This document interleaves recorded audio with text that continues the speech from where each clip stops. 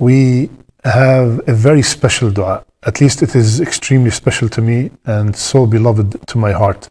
I gave so many khutbahs about it, so many talks about it, and every time I'm in a gathering, I advise everybody to memorize this dua.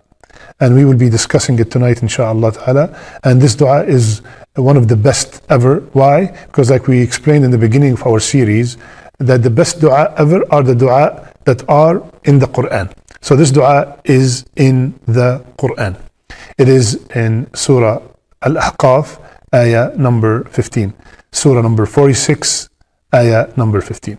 And as you see the dua on the screen right now, this is not the beginning of the ayah. The ayah started by Allah subhanahu wa ta'ala telling us to take care of our parents, and He singled the importance of the mother, how much she suffered carrying the baby and delivering the baby. And then after that He said, when someone حتى إذا بلغ 40 سنة, until someone reach the age of 40. There are many ages that are mentioned in the Quran, but the age of 40 is specifically attached to this dua. And usually any age that ends with 0 is a special age, right? When the kid is 10, he's very happy, 20, 30, 40, 50. So this age is the only age that is mentioned, that ends with a 0, mentioned in the Quran, 40 years old. What Allah subhanahu wa ta'ala said in this dua, like it mentions in the title, it covers my past, it covers my present situation, and also my future, inshallah. And this dua is not only for someone who is 40, obviously. This dua is for everybody. But subhanAllah, the age of 40 is the age when someone khalas, he reached maturity. Usually people at that age, they are married, they are established, they have families, subhanAllah. And then this dua will come and take care of, like I said, the past, the present, and the future. So the dua starts from the word Rabbi. ربي أوزعني أن أشكر نعمتك التي أنعمت علي وعلى والدي وأن أعمل صالحا ترضاه وأصلح لي في ذريتي إني تبت إليك وإني من المسلمين. الله أكبر. Inshallah ta'ala, let's make a promise, all of us, that I will memorize this dua before Ramadan. Everybody with me? Inshallah ta'ala. We will memorize this dua before the month of Ramadan. So every single night in Ramadan, we will repeat this dua, inshallah ta'ala. Rabbi awzi'ni an ashkura ni'mataka. I am begging Allah Azza wa Jal to help me. Without the help of Allah, we cannot do anything. You won't be able to watch me right now without the will of Allah Azza wa Jal. I won't be able to speak properly without the help of Allah subhanahu wa ta'ala. So here I'm asking Allah, Rabbi awzi'ni, Ya Allah, help me. Help me do what? An ashkura ni'mataka allati an'amta alayhi. Ya Allah, help me be grateful to you, to all the blessings you have bestowed upon me.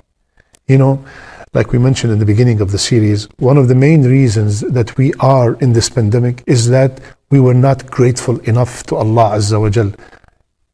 We were not grateful enough to so many blessings that we have. And now, and only now, we start appreciating them. But when we had them, we took them for granted. So here I'm asking Allah, Ya Allah, Ya Allah, help me be among the people who are always grateful to you. ربي أوزعني أن أشكر نعمتك التي أنعمت علي. I want you, Ya Allah, to help me be grateful about every single ni'mah that you have blessed me with. How many blessings do we have, my brothers and sisters? Wallahi, countless amount of blessings. Countless amount of blessings. Subhanallah. And Allah told us in Surah Al-Nahl, وَمَا بِكُم مِّن نِعْمَةٍ فَمِنَ اللَّهِ. No ni'mah that you have except it is from Allah Azza wa Jal. Any ni'mah you could think of, it's from Allah subhanahu wa ta'ala.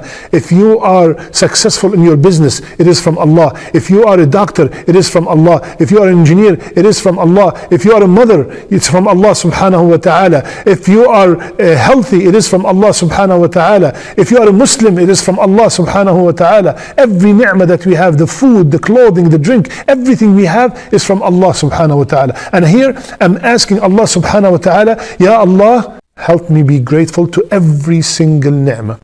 You know, Rasulullah sallallahu alayhi wa sallam, when he sat down with Mu'adh, and he said, Ya Mu'adh, inni uhibbuk. Allahu Akbar. How happy Mu'adh radiallahu anhu was when Rasulullah sallallahu alayhi wa sallam told him, Ya Mu'adh, I love you. Subhanallah. And then when he told him after, he said, Ya Mu'adh, inni uhibbuk. Do not leave after every fard salat. Allahumma a'inni ala dhikrik wa shukrik wa husni ibadatik. Ya Allah, help me to remember you always, to thank you always, and to worship you in a way that is befitting to you. Subhanallah. So here I'm asking the same thing. Ya Allah, awzi'ni an ashkura ni'mataka allati an'amta alayhi. Ya Allah, help me be grateful to the blessings that you have bestowed upon me. وَعَلَى وَالِدَيْ. Subhanallah. And Ya Allah, help me be grateful on the ni'mah that you have blessed my parents. What is the biggest ni'mah, the biggest gift that my parents and your parents have given you? It is the ni'mah of Islam. It is the ni'mah of Islam. That is the biggest ni'mah that our parents have given us. And if we want to be grateful to our parents for one ni'mah, it will be this ni'mah. And we all know how much our parents went through to raise us and to bring us and to teach us and to feed us and to provide for us. Subhanallah. I want to take a moment and reflect, and I want you to reflect. How is your relationship with your parents? How is your relationship with your parents? Is your mother pleased with you? Is your father pleased with you? Are your parents happy with you? When they ask you for something, do you immediately, happily do it? Or you complain a little bit first, then you do it? Wallahi, listen to me. Please, make sure if your parents are still alive, make sure you go and you hug them and you kiss their head and kiss your mother's feet. Stick by her feet and wait for her orders. When you go and visit your parents, put your phones away and give them full attention. Give them full attention before a day that comes and you wish that they are still there. You would remind yourself, oh, she used to sit here, she used to read Quran there, she used to make du'a here. Those days will never come back. So make sure if they're still alive, hug them and kiss them and please them and obey them. And if your parents have already departed from this world, make sure you can still have birr to them. Donate on their behalf. Give money on their behalf. Make a lot of du'a for them. If they have not performed Hajj and you have done it yourself, go and perform Hajj on their behalf. All these a'mal, inshallah, according to the authentic hadith, they get to the parents. The thawab, the ajr, the reward gets to the parents. Allahu Akbar. Like I always remind my brothers, for the brothers and sisters that lost their mother or their father, I tell them, if your mother is still alive right now, and she called you from your country, whether it's India, Pakistan, Egypt, Syria, whatever she called you from, and she said, son, I would like to come and visit you and your family. I want to see the children. Send me a ticket. Would you send her a ticket? I have no doubt in my heart you will send her the money to come and visit you and see the children, right? So why don't you, my brother, my sister, every single year, take that money and give it as a donation on behalf of your mother or your father, please. And keep in mind, what goes around comes around. If you do this to your parents, insha'Allah, Allah will send you children that will do the same to you, insha'Allah ta'ala. Ya Allah, let's go back to the dua. Ya Allah, help me be grateful to every ni'mah that you blessed me with and you blessed my parents with. وَعَلَى وَالِدَيْ.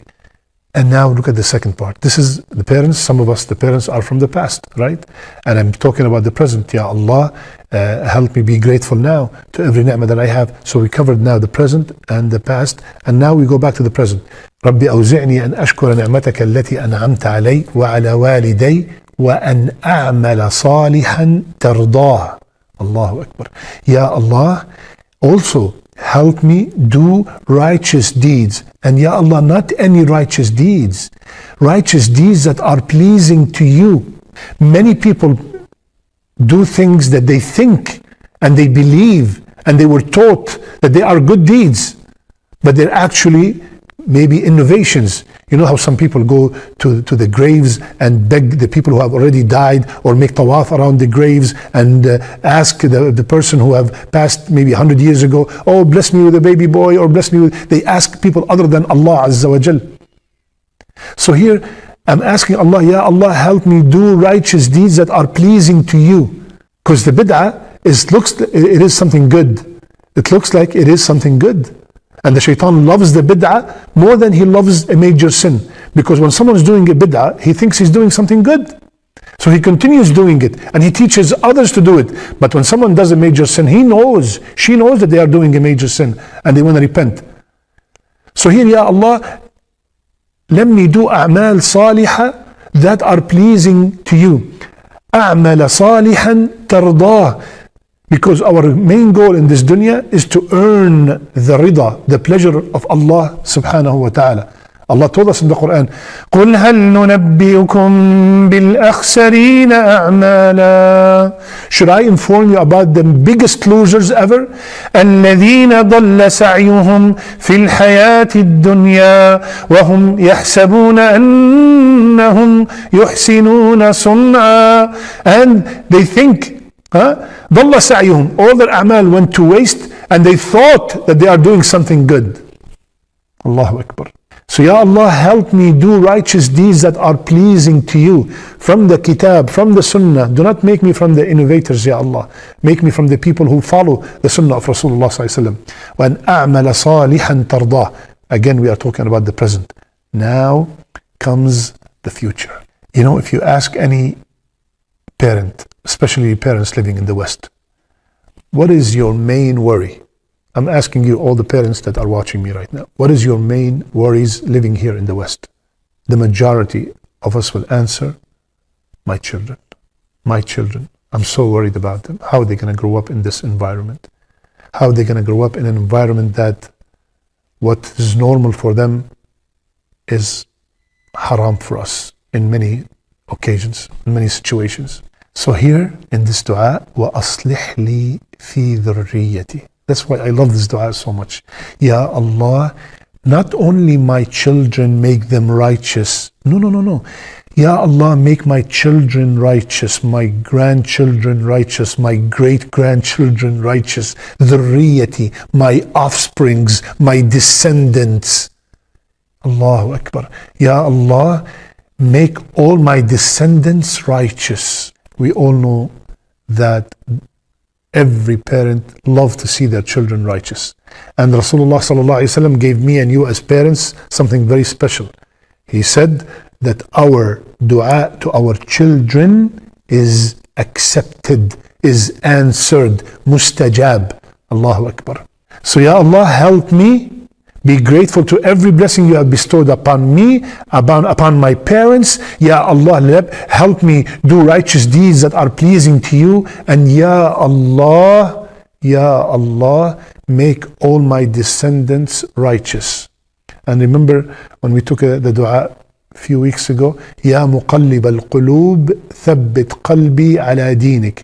O turner of the hearts, keep my heart steadfast on your deen. Similarly, every night, please promise me, brothers and sisters, in Ramadan, every night, you're going to make this dua to your children also. Ya muqallib al-qulub, O turner of the hearts, keep the heart of my children, keep the hearts of my descendants, of my offsprings on your deen. Please make a lot of dua to the children this Ramadan. وَأَصْلِحْ لِي فِي ذُرِّيَّتِي. Ya Allah, make all my dhurriyyah righteous. And then I remember that I have committed so many sins. So I admit to Allah subhanahu wa ta'ala, Inni tubtu ilayk. Ya Allah, I know I'm asking for all these above, and I know, Ya Allah, that I have committed so many sins. Ya Allah, I've been neglecting some salat. Ya Allah, maybe I watched few haram things. Ya Allah, I've done this, I've done that. Ya Allah, I'm admitting at the end of this dua, Inni tubtu ilayk. I repent, Ya Allah. I am asking you, Ya Allah, to accept my repentance. Inni tubtu ilayk. Inni tubtu ilayk, Ya Allah. You are the Tawwab, Ya Allah. And you said in your book, Ya Allah, that you love Tawwabin. He did not say, I love At-Ta'ibin, the ones who repent once. At-Tawwabin, that the ones who constantly repent. If someone's constantly repenting, that means they are constantly sinning. Subhanallah. And Allah loves At-Tawwabin. So no matter what sins you have committed, my brother, my sister, Allah is always, the door of Tawbah is always open. Always open. Inni tubtu ilayk. I repent to you, Ya Allah. And then I end this dua by saying, Wa inni min al-Muslimin. Ya Allah, I am so proud to be a Muslim. Ya Allah, I'm so lucky to be a Muslim. Ya Allah, I'm so grateful to be a Muslim. Allahu Akbar. All the brothers and sisters that are trying to hide their identity, please wake up. We are so proud. This is the most important thing in our life. That's the biggest asset that we have, that we are Muslims. I ask Allah Azza wa Jal to make us live as Muslims and die as mu'mins. Ameen ya Rabbil Alameen. So let me repeat the dua one more time. رب أوزعني أن أشكر نعمتك التي أنعمت علي وعلى والدي وأن أعمل صالحا ترضاه وأصلح لي في ذريتي إني تبت إليك وإني من المسلمين. Please, brothers and sisters, memorize this dua, inshallah ta'ala. And now I know what it means, so it will come from the bottom of my heart. May Allah bless you all and protect you all. May Allah fill all your homes with love and peace and mercy. May Allah Azza wa Jal unite us again. Ameen ya Rabbil Alameen. Wa sallallahu ala nabiyyina Muhammad wa ala alihi wa sahbihi ajma'in. Subhanak Allahumma bihamdik. Nashhadu an la ilaha illa ant. Nastaghfiruka.